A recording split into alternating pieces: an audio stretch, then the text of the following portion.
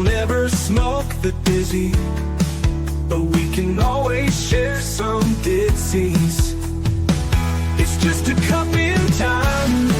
This song doesn't have to run. Life's all of us, not every moment we can be feeling fine.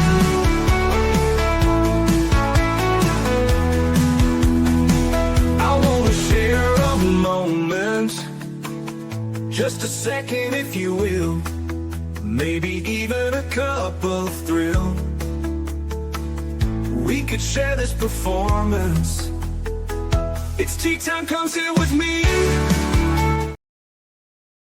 Well, welcome guys. Miss Liz in the house, and I have the incredible Brian Kane in the background, and we're going to talk about corrections and systems and all that good stuff. And we're also going to talk about his tea tonight, and the tea that we're serving tonight is Purpose, People, and Outcomes. That is the tea we are serving tonight in this house. But before we get started, you guys know how Miss Liz rolls. Get over to those platforms: Facebook, LinkedIn, Instagram, TikTok, all those good platforms, and get to the podcast apps, Spotify, Listen Notes, Podbean, all those good ones. And check out babyboomers.org. They are partnered with Miss Liz, and we get those out there to all of the baby boomers out there. So check that out as well. So let's get started with a disclaimer and then a beautiful intro. And then we're going to get Brian in here and we're going to spill his tea. And his tea is Purpose, People, and Outcomes. That's what we'll be serving tonight on Tea Time with Miss Liz. Disclaimer for Miss Liz's Tea Time live show. Miss Liz's Tea Time is a global platform dedicating to sharing real life stories, diverse perspectives, and meaningful conversations that inspire awareness, healing, and connection. I'm Miss Liz is going live using StreamYard. Before leaving a comment during the live broadcast, please grant StreamYard permission to display your name at StreamYard.com. Please be advised that all the content brought forward during any Tea Time show is presented in good faith. However, discussions may include opinions, beliefs, and perspectives that do not necessarily represent the views of Miss Liz or the Tea Time platform. Information shared by guests is based on their own experiences and is perceived to be accurate at the giving time of airing. All guests, viewers, and participants are responsible for using their own good judgment when considering any action or decision that may relate to these discussions. Some episodes may cover sensitive topics, including but not limited to trauma, abuse, grief, mental health, and other emotionally triggering subjects. Listeners' and viewers' discretion is strongly advised. Tea Time with Miss Liz is an open discussion forum designed to offer insight, inspire awareness, and create connection. It is not a substitute for professional, medical, legal, or therapeutical advice. If you require professional support, please seek assistance from qualified professionals or trusted resources in your area. If you have any questions regarding this disclaimer or the content of the discussion, you are welcome to contact me, aka Miss Liz, directly at my email at bookingmissliz@gmail.com or visit my link tree at Miss Liz's Tea Time. By choosing to participate in, comment on, or view these live shows, you acknowledge and accept this disclaimer. Your participation is entirely voluntary. I, Miss Liz, welcomes you to join the conversation with an open heart, and if at any time you feel this platform is not right for you, I respect your wishes and decision and welcome you back whenever you are ready. Tea Time with Miss Liz is serving truth and awareness one cup at a time. Well, welcome back to Tea Time with Miss Liz, where we don't just talk about change, we sit in the reality of what it actually takes to create it. Tonight's guest brings a perspective that most people don't see and many don't fully understand. Please join me in welcoming Brian Kane, CEO of Social Purpose Corrections, the United States' first outcomes-based nonprofit correctional operation focused on transforming prison cultures from the inside out. Brian's journey didn't start in a reform system. It started inside the traditional one. He's seen what works, what quietly breaks, and what people often choose not to acknowledge. His leadership has been shaped through real experiences, working his way through roles from warden to senior security leadership, leading change in facilities across the country. His approach is not about theory, it is about people. Staff first, residents alongside them, leadership included, whether it's comfortable or not. He believes something many people struggle to accept, that safety, dignity, accountability, and rehabilitation can exist together. His T says it clearly: purpose, people, outcome. And his story reflects it even deeper: strength and purpose.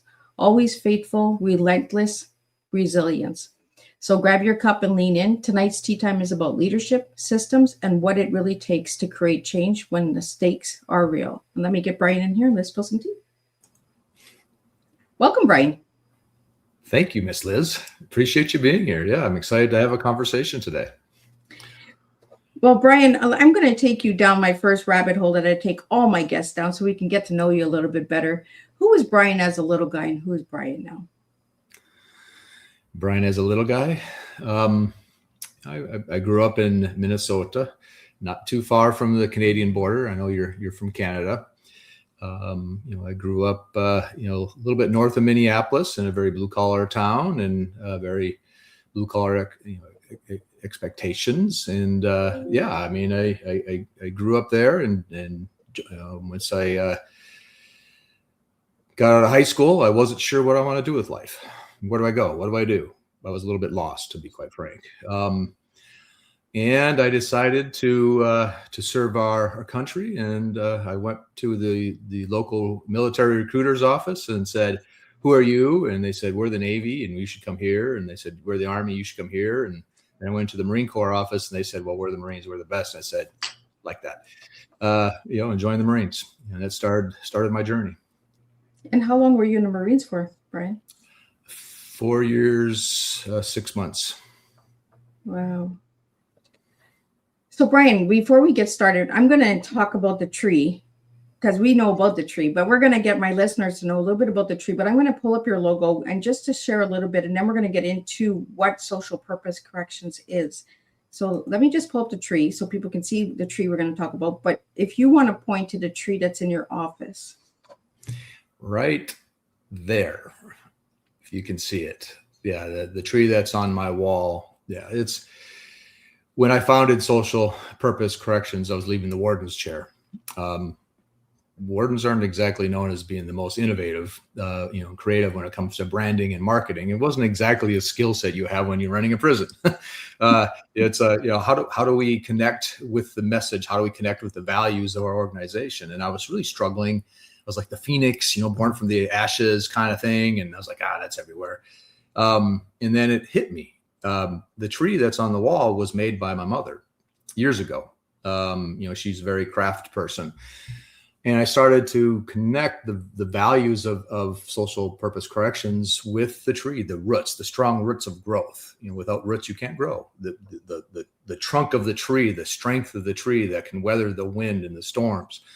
And then the growth, the leaves, and the seasons. You have the fall and the winter when you lose your leaves, but then you're reborn again, or you grow again in the spring. And I was like, now the tree is kind of a standard symbol too, as far as branding goes. But I really connected with it, and the connection was not because I thought, hey, the tree is great. I connected because I was looking at the tree on the wall, which is, a reflection of my mother's love for me, and she made that. And I was like, there you go.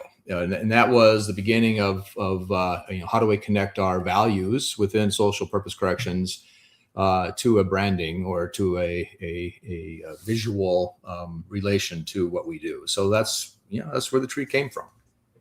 Yeah, let's talk about that because I want to get into the mission, the purpose, and the values of social purpose corrections. Yeah. Would it be, I'd like to talk about why SPC first. Would you mind if I go down that path? Yeah, let's go down that path. Yeah. It's, when I was discharged from the Marines, I went back to my hometown and went to college at a local state university in Minnesota. And, I was interested in law enforcement at the time. And so I went through criminal justice without really understanding what that meant. And when I completed the degree, I needed to go find a job. And, in that interim, I was interested in law enforcement, like many Marines naturally kind of gravitate to. And there's this independent private prison in Western Minnesota that was opening. And I was like, well, I never wanted to work in a prison, but I need a job until I can figure all this out. And so I was connected. My brother at the time was engaged to the daughter of the mayor of the town who founded the prison, and so I made a call and sent in my resume and application, and I was immediately hired as a supervisor. So I was like, as a kid, I don't think anyone on your podcast listening right now, when you grow up as a kid, what do you want to be when you get older? I want to be a firefighter. I want to be a police officer. I want to be an attorney. I want to whatever they want. Nobody grows up saying, I want to work in a prison. That's just not something that you do as youth. And neither did I. And I wasn't really thrilled about the idea of working in a prison, but I was like, it was an independent city economic development project. So it was in Appleton, Minnesota. So very remote, very rural, and struggling as a town, losing people to the bigger cities, and, the small farms were shutting down, and they were looking for a way to grow the economy. And so they built a 516 bed prison, of all things. Ooh. And so I took the job. They offered me a immediate supervisor. So, you have correctional officer, then you have correctional sergeant. So I was hired as a sergeant because of my military experience. And that started a journey in corrections, a journey I never anticipated that happened again. But once I got there, I was intrigued. It was very military. Clearly, I was, Marine Corps is there's a relation and connection there.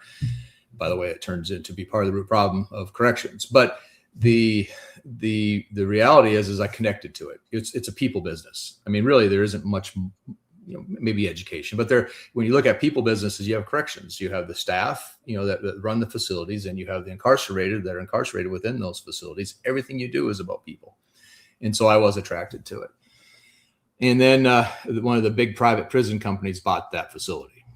And so, and then I went from being an independent city-owned prison to being part of a 65 prison organization. Just so your listeners understand, in the United States, of the 2 million people we incarcerate, which is another issue, the 92% of the 2 million are run by government corrections, and then 8% are run by for-profit private prisons. I worked on the 8% side. And so I promoted quickly. I was the head of security of 65 prisons, the first head of security of this company for 65 prisons, overall security. And then I took my first of 5 warden jobs. And so in the U.S. and private prisons, you contract with the government to provide a service, which is to manage detainees or incarcerated people for these different jurisdictions. And so I ran prisons for the Bureau of Prisons, the largest system in the United States. I ran prisons for 6 states, U.S. Marshals, immigration detention, a couple small jails. So, it's kind of the understanding of 16 different jurisdictions. So I learned cultures from 16 different states, federal agencies, and local agencies about how we do corrections in the United States. And in the United States, and I'm pretty safe to saying, in the world for that matter, the corrections is done a certain way. It's been that way for, in some cases, hundreds of years. Yeah. And I call it the Kool-Aid. So you're taught how to do corrections the way corrections has always been done. You're in this box. This is corrections. If you're good at what's inside that box, you can get promoted. If you think outside that box, you're probably not going to be very well received. Well, I wasn't a very in the box kind of guy. I didn't think so. Yeah. And in the warden seat, you're looking at the challenges of running a prison, which is like running a city. You have your own police department, your own fire department, your own public works, your own high school, your own hospital, your own massive cafeteria, all within this small space because it's a secure facility. And the better I started understanding the outcomes of corrections, I mean, what are we producing? Recidivism, 2/3 fail rate. I mean, think about that for a second. 2/3 of the people that are incarcerated come back. Well, that's not good. There's when you look at organizations, whether it's government or not, there's a return on the investment that you put into it. And to have failure 2/3 of the time based off of your product, I mean, in this case, it's human beings and helping them. After a while, I was like, well, this doesn't work. The lifespan of a correctional officer in the United States is 59 years old. The average of a male in the United States is 76? Corrections Wow. kills you. I mean, the job kills you. I mean, I'm not exaggerating. Number one divorce rate of any occupation, correctional officer. Number one suicide rate of any occupation, correctional officer. Lifespan, 17 years less than general society. Folks, this doesn't work. And I became more and more frustrated sitting in that warden's chair, and people perceive wardens, you have all this power and authority. Well, you do and you don't. How do you affect culture change to change those outcomes? The lifespan, I mean, and that's just the staff. Incarcerated, the lifespan is significantly lower too. But how do we help people become better? How do we help people go back to society and be successful, be fathers, mothers, pay their taxes, participate in their faith-based or the faith organizations to become a member of society, but we're really not giving them a fair chance because we're warehousing human beings. And we're very good at it. And that's what the system is designed to do. And that's what it does well. So I'll pause there because I could talk for a very long time on corrections. And I forget your original question, to be honest with you. No. It's all good. You're getting good information out there, and the listeners are enjoying what we're getting out there. I just want to go back to the 92% government prisons and the 8% private prisons, because maybe people don't know that is how it works. Did you work only in the private? I did. Yeah, there's significance to that. And I know there's pretty strong feelings on for-profit corrections and not, and I'm not necessarily here to go into that. But the point being in private corrections as different than government corrections, as a warden in private corrections, you have the same responsibility as government corrections to run your institution. But you also have the responsibility of understanding root cause, symptoms, and solutions because you're a for-profit company. The more efficient you run, the more obviously revenue that's generated. The violence is expensive, so you don't want violence. You take actions to stop that stuff from happening. And part of the challenge is private prisons in the United States are based off of what's called heads and beds. They're paid by the numbers of people incarcerated. So although I worked for the private prisons for a very long time, the incentive of how they're compensated is off. I mean, if you're in a traditionally government function of corrections, you need to provide value. It's my opinion that if you're a contract agency, which our nonprofit now is contract, it's a different kind of contract. We're not private, but you should be paid by your ability to help society, not by your ability to hold people. And so, the private sector is supposed to bring innovation to solutions. That's part of the value of having private sector in a traditional government area. And so, I saw the money being generated through these private prison contracts, being fed to the corporations and in many cases to Wall Street. And that's not where the benefits of the efficiency should go. And so I believe that we should have an outcomes-based model where people, if you're not government, you're in the correction space, you shouldn't be there unless you're providing value. And that value has to do with returning people to society to be successful. I mean, that's really the end result. Reduce recidivism, decarcerate our system. We have too many people in there as it is, sometimes longer than they probably need to be. And how do we help move that needle, move that values-based concept to helping human beings? I'm not even going to get into the fact that once you're a felon and you're released from prison, the felon tag that's associated to it, all the 10,000 challenges that come with that stop you from being successful. So, I'm not here making excuses for people, because accountability is important. Yeah. But we need to give people a fair chance. In many ways, the system just does not do that.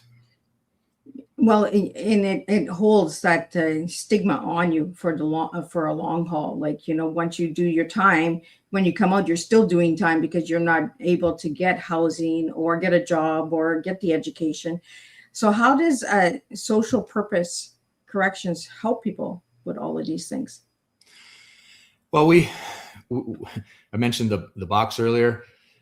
We're outside the box, and in some cases way outside the box. But if we're gonna help our government leaders, because corrections is a government responsibility, if we're gonna help our government leaders bring innovation, to change the culture of how we do corrections, then we need to think outside that box. And that's who we are. Most of our team are operators like myself, several of them were wardens, some of them more experienced than me, who ran facilities, but really had ethical challenges with the outcomes and why we did what we did. Our team's full of activists, impacted people that did time, that were incarcerated. And it's how do you bring all these different ideas, experiences to the table, along with the advocates, along with the legislators, along with the governor's office, along with the government decision makers, on helping them change their outcomes or move their outcomes in a better direction of decarcerating. It's a term I use, but to give people a fair chance at free life and success. When people get out, with $50 in a bus ticket and no education, and then we're surprised when they harm society again. I mean, what do you think is going to happen? Desperate people make desperate choices, and we have to move away from the desperate people philosophy. We need to educate our legislators, because in many cases they don't give the Department of Corrections the budgets they need to be successful. Corrections is very expensive, by the way. It's like the third largest line item of any state in the United States. So yeah, it's our model is more based off of, we're a resource for government leaders, number one. We're a collaboration of nonprofits and socially responsible for-profits, with some caution there. We don't want to incentivize decisions based off of money. And really that's one of the problems in the United States, is decisions are made based off of profit, whether it's on the government side or the non-government side, the private prison side. So, in our model it's not profit based. Our model is humanities based. How do we change this without making decisions based off of making somebody money? Right. People over certain systems and services. Right. So we have a couple of comments and questions that are coming in that I just want to get out to you, Brian, and then we'll get into a little bit more information that I have here that I want to get out. The people over system mindset is so powerful. We had a question here that I popped up while you were talking about transformation. Just want to go back up. Let me see where it is. This conversation is so powerful. How can systems really shift mindset long term? Excellent question. I mean, one of the frustrations that we deal with pretty consistently is corrections is one of those parts of society that people just don't think about. You won't find a governor running off a corrections reform platform, because they don't want to use their political capital on something like prisons, as an example. And how do we educate general society? How do we educate the voters on what they're paying for? I live in the state of Arizona. I think it's up to $1.8 billion a year now, the third largest budget line item in Arizona, and they just don't see things changing. And it's not necessarily because of the leadership in Arizona, because I can tell you the current director of corrections has the right value systems, has been successful in other systems before, and he's trying to make changes. It's just hard to change that pendulum. And the perception of general society is, well, these are where bad people go. Why are we paying attention to them? They don't really need more resources than they have, and they just don't think about it. But the reality is the outcomes of corrections is affecting everybody in society. And so, I mean, how do we educate the voters in many ways? Hey, this is important to you. Number one, we're creating more victims when we're releasing people out of prison or jails completely unprepared. Number two, these are human beings. All human beings, make mistakes. We all have, and we don't want to all be judged by our worst moments in life.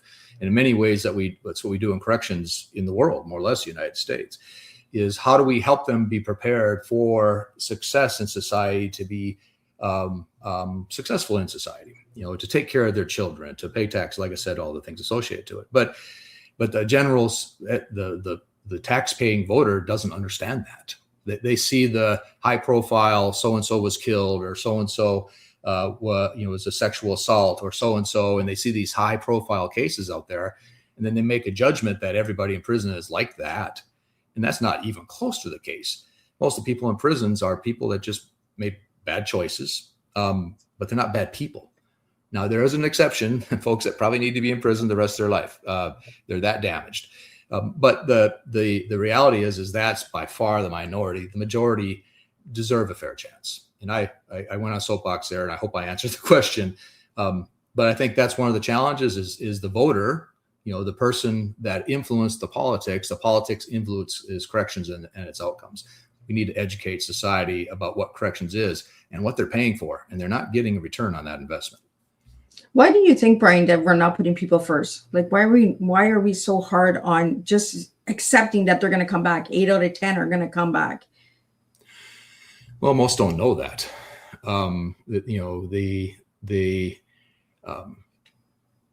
I think that the political narrative, in many ways, nobody wins an election on soft on crime.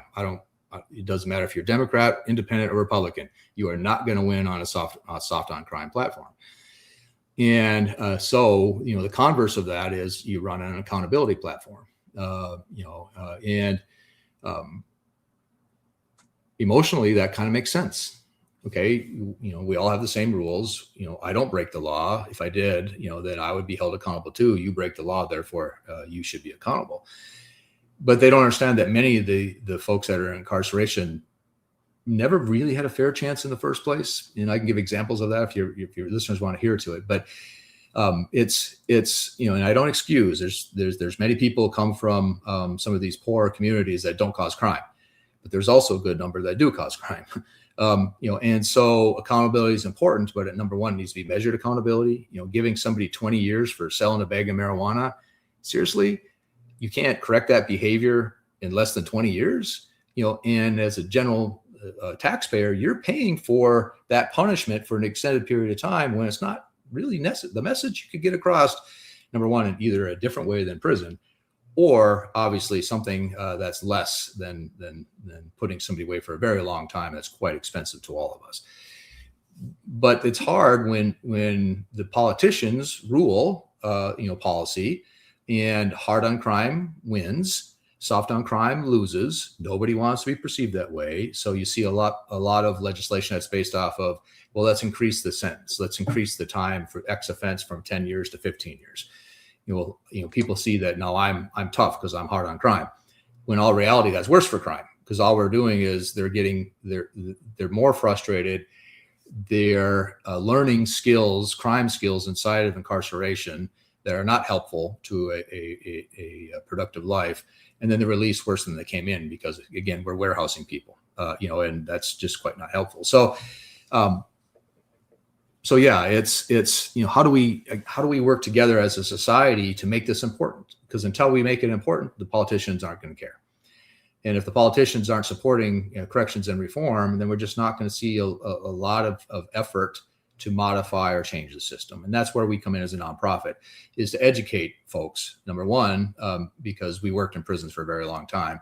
But number two, we're bringing innovative ideas to solve the problem and the cost. And a lot of the motivation for politicians, no matter which side, is the exorbitant cost of corrections. How do we minimize that? How do we reduce that? Well, we do that by helping human beings. I mean, it's not a difficult solution. Well, we have a question here for you, Brian, is what motivated you the most to get into doing what you're doing today? I grew up in corrections with the mindset that people that go to prison should be accountable for their crime. I don't hurt people. Therefore, if you do, you should. And I bought into I call it the Kool-Aid mindset. This is how we do corrections in the United States, and people drink the Kool-Aid. Well, as a young corrections person, I was taught in the academy, this is how we do corrections. It's very us, the staff, versus the incarcerated. To use a military example, it's us versus the enemy, which is the incarcerated. And I can give you all kinds of examples of how that culture exists today in the United States. And part of that culture is because security staff are compromised or all staff can be compromised by incarcerated people to bring in drugs, guns, fall in love, have sex, things that you can't do inside of a prison. And so over the years in the history of corrections, they keep separating the staff from the incarcerated folks, the residents. and that division is gets wider and wider is completely counterproductive, because as a warden, I'm watching this. I'm running very difficult, violent prisons. I was successful at changing cultures, which gave me confidence. But I've learned quickly that it's separating, as an example, separating the staff from the residents intentionally is counterproductive, because we're not helping the residents become better people. All we're doing is the struggle internally within the prisons every day, us versus them, us versus them. Yeah. So a staff member, for example, if they talk to an incarcerated person for more than 5 minutes, well, they're potentially compromised, and they can put under investigation for that, which sounds maybe silly to your listeners. But in a corrections world, it's like, well, we got to make sure that staff doesn't get compromised, because if they bring in guns and drugs, that's going to make everybody less safe, which is true. And then on the incarcerated side, the politics, the race politics with incarceration within the United States, and I think you'll see this beyond, is the white inmates associate with white inmates, black inmates associated with black inmates, the Hispanics associated with Hispanics. Each one of those races has their own leaders. Each one of those leaders has a power system and control system within that institution. One might bring in, work to bring in drugs. One focuses on making homemade alcohol inside, which is possible. One is focused on tobacco, because tobacco is typically not allowed in U.S. corrections. And then, so now you have the power struggle within the incarcerated ranks, and none of that is helpful for helping human beings be better. And then, so you have all this dynamics going on, and everything's firefighting mode and fixing problems. And this went bad. What are we going to do to change it?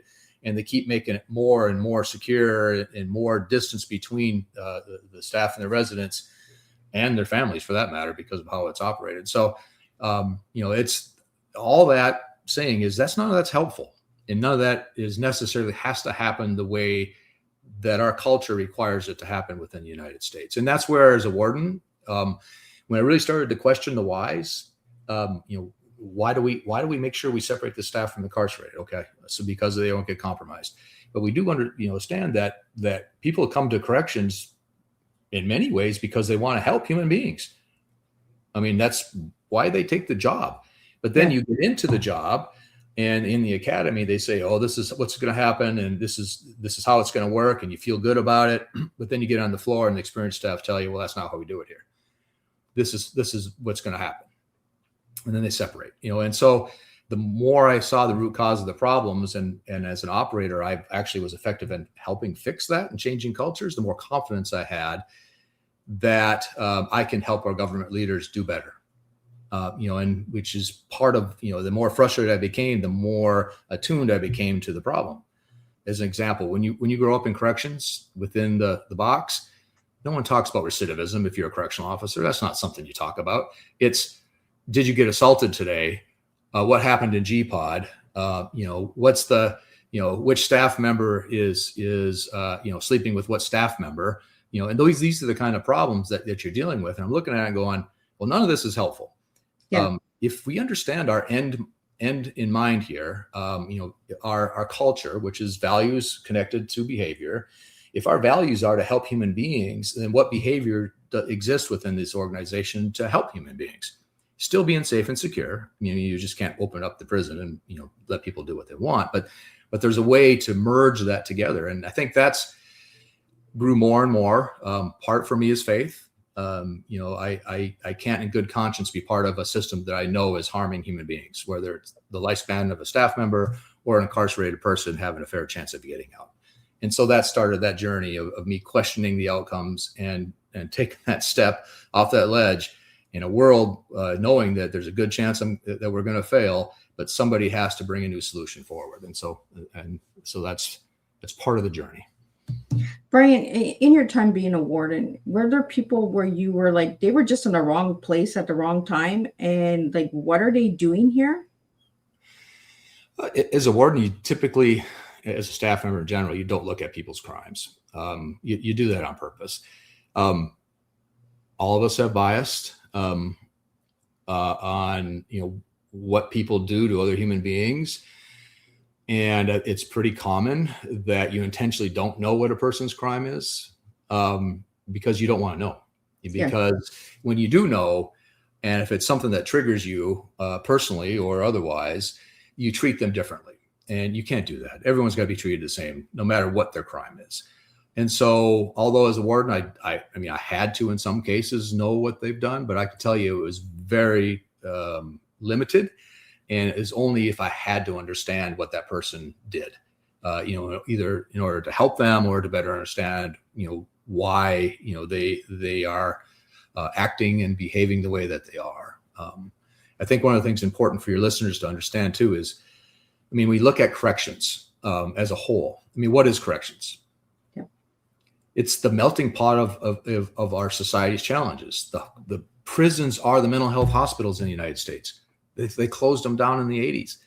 I mean, so if you have a severely mental health a person, they send them to prison, and now you have to deal with them, but you don't have the resources to handle that kind of person that needs that kind of help. It's homelessness, it's inequality, it's poverty, it's the addictions. It's where people that have severe addictions, whether it's alcohol, drugs, whatever, gambling, what have you, they eventually will end up in prison if they don't address those addictions. So you take all of society's challenges and you put them in one place, which is the end of the road, and that's prisons. And then you don't give the wardens and staff and leadership resources to help those folks, and then we wonder why we're not successful. And that has to change. And so that's some of the challenges associated with when we talk about changing culture, and there is an answer there. So I don't want to give this, holy cow, this is hopeless. No, it's not. It's just we have to get outside the box. Yeah. And we got to start treating people like human beings. Absolutely. And understand that, what put people in prison doesn't go away because they're in prison. I mean, those behaviors still exist, but you have to have a culture that reinforcing that those behaviors are not acceptable, that they're not part of how we transition into society from incarceration. And you have to set up a culture internally that's supportive of change. Punishment is the restriction of freedom. It's not our job in corrections to punish people. It's our job in corrections to help people. Punishment is the restriction of freedom. They can't go home. They can't get on the internet. They can't hug their kids, and tell them a story, a good night. That is punishment. And so, we need to understand that let's move away from a punishment model more to a treatment model or a helping model, so that these people that we incarcerate, these human beings, can go home successful. Well, we have a question here about leadership that I just want to bring up is, how can leadership change culture inside correctional facilities? I mean, leadership in corrections is tested at the warden's level, just to be quite frank. It's the wardens, assistant wardens, chief of security, shift supervisors. These are the higher levels. Then you have the medical leadership and so on. So if a leader has the mindset of corrections has been this way for the last 200 years because it needs to be this way. Corrections is this way because that's what I was taught to do. Corrections is this way because that's what I was cultured my whole life. And I wasn't allowed to challenge it, or I don't want to challenge it. A lot of wardens, it's their last job before retirement too. And I think, and I say that as a general overview, there are really good leaders that will push back on the system, understanding that the outcomes are awful. And so the leadership is key in that culture. In corrections, and I say this in general, there's an infinite mindset, where this isn't about just today. This is about making a better system for the generations past us. And a lot of people don't think that way. It's just their crisis management, because that's what prisons are. It's crisis on it every day. There's constant things going wrong. And so when you get into this crisis management as a leader, and you can't move the culture forward. So it takes leadership to say, okay, step back. Let's look at the holistic problem here. And then how do we move forward together? And it's a top down, but it's also bottom up. The correctional officers and the incarcerated folks have to be listened to. They have ideas. They live in those facilities on how to make them better. But if you don't listen to them, truly listen and act on their suggestions, as a leader, you can't expect the culture to change. And so leadership is key. Corrections also is quite famous for congratulations, you're promoted, figure it out. Wow. It's a model where you're a correctional officer, you do well, you get promoted to the first level supervisor, but you won't go to leadership training for 3-6 months, a year. And how many people are you going to damage in that time frame if you don't have the appropriate skill sets to lead people? And then corrections also promotes people internally. So if I'm a correctional officer and I did things wrong, and now I'm your supervisor and I'm telling you what to do, they will quickly go back to him and say, that's not what you did.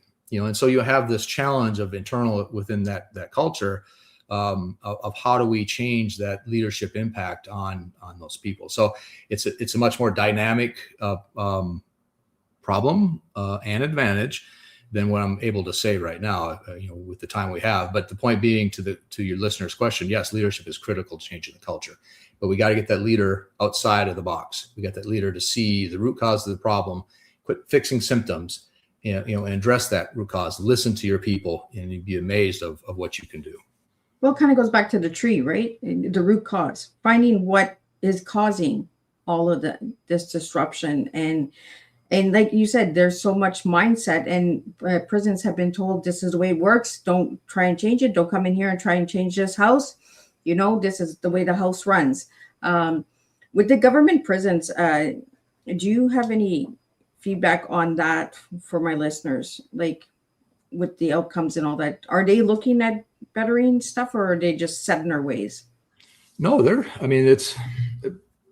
constant. There's some excellent leaders in our country, but going back to the leadership question, the directors of corrections in the United States for the states are appointed by the governor of that state. And so the average tenure of a director of corrections in the U.S. is 2.5 years. So as you can imagine, how effective are you going to be in changing culture when the leadership of your organization changes every 2.5 years on average? And whether that's something that goes bad and the governor replaces you, or there's an election and the governor changes and they always bring in their person. So the continuity of leadership is always challenged, which is a root cause to some of the problems. So you have a very, very innovative leader that comes in that understands the challenges with the culture, is very programmatic, is very purpose driven for the staff. If they want to do what's right, they start, and the analogy I like to use for government corrections is they're driving an aircraft carrier. Sorry to use a military analogy, but it takes forever to turn an aircraft carrier. They're huge, they're complicated. Well, corrections is an aircraft carrier. It takes forever to get it to change. And then when they start to get it to change, well, then they're replaced. Well, the person coming in, talking about the infinite mindset, sees, well, I want to do it my way. Well, then, so they want to change what the last director did. And so now this aircraft carrier is starting to turn back to the other way. And if that person is a traditional corrections person, the way it's always been done, they're not want the aircraft. It's going to go straight. Yeah. They want that aircraft carrier going the way it's always gone, because that's what they know. That's what they expect. And so that's part of the challenge. I mean, I've seen so many good, passionate leaders that come into those positions. I want to do what's right. We're going to change the culture. And then 2.5, 3 years later, they're gone and nothing's really changed. And then the next person comes in and says, I want to change the culture. We're going to do X, Y, and Z, and then 2.5 years. And then the staff after a while, they're like, yeah, right. Nobody's changing nothing. Yeah, change. It's not because we have bad leaders. We have great leaders. It's just that the bureaucracy of the system on changing, and turning that aircraft carrier is so difficult. And then they just don't have the time in many cases. Even if you have 5 years in the job, 7 years in the job, you're trying to turn a culture where the correctional officers like it the way it was. So you can, from the leadership, you can say, we're going to do something different. But if they passively push back, which happens, that's part of the problem of steering that aircraft carrier. It's getting everybody to buy in that these are human beings. They need to be treated with respect and dignity. The staff have to come first. Because the staff are the ones that engage with the incarcerated on a day-to-day basis. If they're unwell, lifespan of 59 years old, if they don't see purpose in their job, or they're not allowed to have purpose in their job because of the culture, well, nothing ever changes. And so that's one of the challenges of the government corrections is the bureaucracy of it. If the governor says, hey, director of corrections, your job is to keep me off the radar. I don't want I don't want anything in the funny pages. I don't want anything that's looked negative on me. I'm going to run again for office next time. I just want you to keep corrections quiet. Well, that's not helpful. Yeah. Because then the person who works for the governor, that's assigned by the governor, is going to do what the governor tells them to do. The aircraft carrier goes straight. There's no changing. There's no turning. And so those are some of the challenges I think associated, at least within the U.S. I can't imagine it's a ton different outside the U.S. On how do we bring around change, within corrections. We have a question here. How can society support individuals after incarceration? Wow, that's a huge question. Philosophically, we have to give them a fair chance. I mean, there's research out there, and I've read, this has been a while, but there's research out there saying there's 10,000 reasons why somebody can't be successful, because once you're a felon, you're punished for the rest of your life. You as a felon, you can't get an apartment because they'll do a background check on you, and if you have a felony record, no matter what it is, you can be immediately denied. You can't use Airbnbs if you're a felon. You can't. The job seekers, there's always that box that says, were you ever convicted of a crime? And now a lot of states are going to ban the box, which is important. But the reality is people have this perception that if you did time, if you were incarcerated, you are not a good employee. But all the research shows opposite. They're more loyal, they're more dedicated, they're more devoted, they're more disciplined, and they buy into the company's values because they gave them a chance. But there's all these different reasons. If you're released out of prison with $50 in a bus ticket, but you have to go to probation and parole, and you have to pay for your drug tests, and they cost $30. I mean, it's just the system is designed. Or you don't have a driver's license because you lost it because you had fines, fees, associated, but you don't have any money.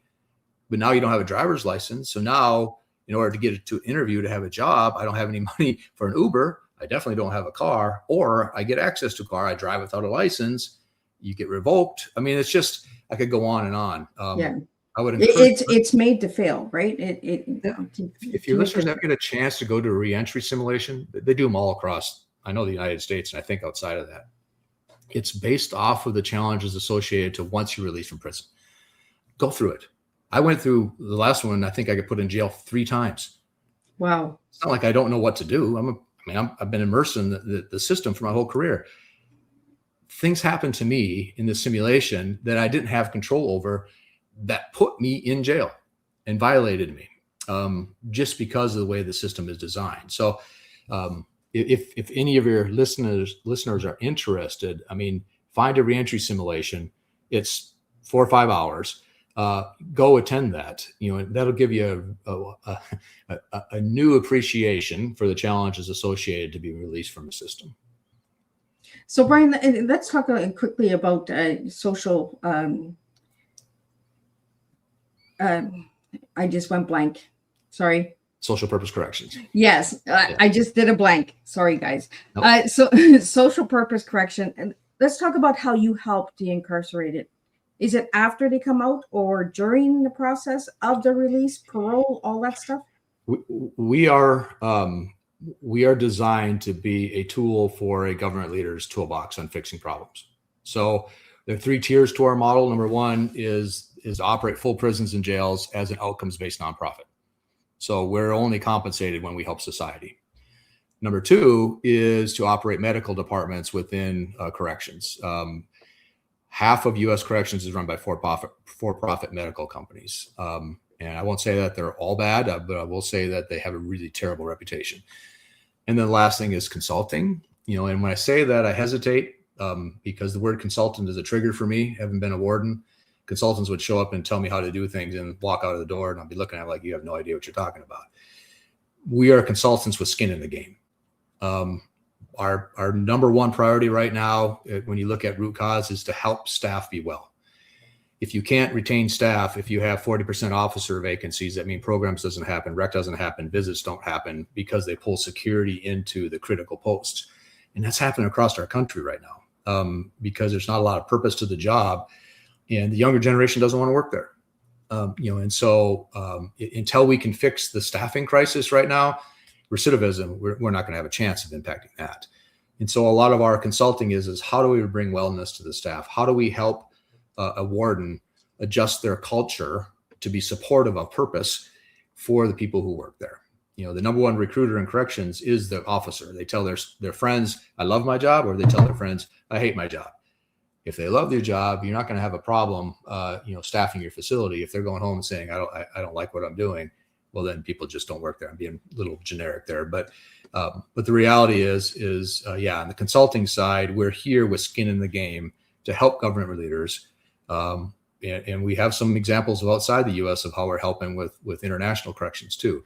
But how do we help leaders adjust their culture or bring strategies forward that are pro-social, proactive, and good for changing and moving that aircraft carrier? So Brian, how do we get ahead with your systems and services? Like, do you have events that people can attend? Are you only working through the prisons or outside of the prisons? How can people find out more? Well, we go wherever the government leaders ask us to be quite frank. What's their pain point? And are they interested in innovation or are they not? So, we're seeing some traction on full detention operations. We're seeing some traction on correctional officer retention strategies. We're very invested in, there's 3 nonprofit prisons in the world. There's one in Belize, one in South Korea, and a larger organization out of Brazil. They're nonprofit facilities that actually operate full detention centers. Brazil, I think, has 69 of them. But the Belize Central Prison is a faith-based nonprofit. There's the most successful facility in South Korea on managing recidivism is a faith-based nonprofit. Their values, although they're all faith supportive, their values are very Christian faith centered, but then the staff act and perform based off of the values of that facility. And so it's just a whole different feel and a whole different environment. And we're trying to bring some of that to the US, and there are examples of nonprofit prisons within the world that are quite successful in addressing recidivism. Like, government ran it with 70% when they're running it at 17%. Kind of success. I mean, it's significant. Wow. Huge number difference too. Mm-hmm. So Brian, do you want to talk a little bit about how much it costs to fund prisons in the US? Because I got a number here, 81 billion annual cost for US corrections. That's a little outdated. I think it's a little less now, just because some states have reduced their numbers of incarcerated, but still the United States is, and this is the Marine talking in me, but the United States, a country that I would gladly fight for today, but I can't be okay with the fact that we're number one at incarcerating our people. If there's any metrics, the United States should be number one for many things. Education should be number one, and we're not even close. But we are number one in incarceration. There's a disconnect there. And so I think it's, again, back to your point earlier, it's how do we educate people to get them to engage with their decision makers, with their leaders on supporting people who want to move the aircraft carrier and turn it relatively quick. I got distracted there, so I hope I answered your question. No, that's good. We're both spacing out. Yeah. Brian, I want to talk to you about the mission, purpose, and values of social purpose corrections. How did you get that all together, and how many team members do you have, and all of that good stuff? So I did check on the website. If people want to check out the website, just maybe give out a show for the website so people can check out a little bit more. I just want my listeners to understand a little bit more of what we're talking about tonight. Well, we are, as you can imagine, we're challenging a system, and we're the first of our kind in the United States, and one of the first of our kind in the world. And there's been some significant resistance, but that's okay. We knew that going into this, that this wasn't going to be an easy ask. In fact, the chances of us not being successful were quite high, just because of the ingrained culture and how we do corrections. Our team is still small and mighty. We're up to 15 now, whether it's paid or volunteers. In fact, we're having a new volunteer that just joined the team. But we take people on the team for specific skill sets right now, because of making sure that we're well-rounded in our ability, to affect change. So we're a bit of a disruptors in the space, which is I know disruptor is a bit of a powerful word, but the reality is we're innovators, we're creative, we're purpose-driven, and we're seeing more and more interest and traction in who we are. For us, once we get 1 or 2 facilities and we're outcomes based, so somebody independent of us is going to measure us as compared to what the government does, not us. And once we show that this humanity based model is more effective for safety and security and helping human beings, we're going to significantly grow. The problem with a brand new idea that's never existed before is people see us as risk, and leaders are risk averse. They don't want to look bad, specifically if they have political motivations. So it's been a challenge. We're 5 years old. We've had some small projects. We have some big projects coming online that I can't talk about yet. But yeah, I mean, if you're interested in challenging the status quo and the assumptions and corrections, take a look at our website, which you have up there. Thank you, on your screen. Take a look at what we're doing. If you have the means, we are a 501c3. So in the U.S., that's a tax exempt nonprofit. So there, if you have the means, donate to us, help us get established. It's hard. Leaving a word chair, I thought, well, this is an easy idea. People are going to donate. No, raising money is hard. It is hard. It's harder than running a prison. I'll just tell you that. And running a prison. If you're raising money easy, you're doing something wrong. But support us. Don't even if you're not interested in supporting us specifically, calling your legislatures and say, tell me what you're doing with corrections. What are your outcomes? Why are we spending this much money as a taxpayer, and what is that return on our investment? How are we treating people while they're incarcerated, and ethically, is that right or wrong? I think the better we can start educating general society, especially the voters, about corrections, and start to make it a priority for our government leaders to pay attention to it, to fund it, to support it, we're not going to see any changes. So if you're not happy with the status quo on the corrections front, please take that initiative, and ask the right questions and encourage the decision makers to make this a priority. This is about the people of your country. This is important. Absolutely. And Brian, what final message would you have for the listeners tonight? I'm thankful for being here. We are not going to fix this problem alone. If you're listening to this, and you're intrigued by what we're doing, please reach out to me direct. I love to have a conversation with anyone who's interested. Or if you're not in the United States, if you're outside the United States and you want ideas on how to help your home country's correction systems, they're not all that different. We're happy to help. So reach out if you're interested. Take that initiative. Together we can make a difference. And the reality is divided, we're going to have challenges. So yeah. Well, I want to really thank you, Brian, for sharing this tonight with us and getting this information out there, because this is the kind of conversations we need to start having, is these open heart, real raw conversations about human beings. Brian, if you could just spell out your website for the audio listeners so they can check out the website, and then I'm going to just do a quick wrap up of what tonight's tea time was. Thank you, Miss Liz. It's spcor.org. So socialpurposecorrections.org, spcor.org.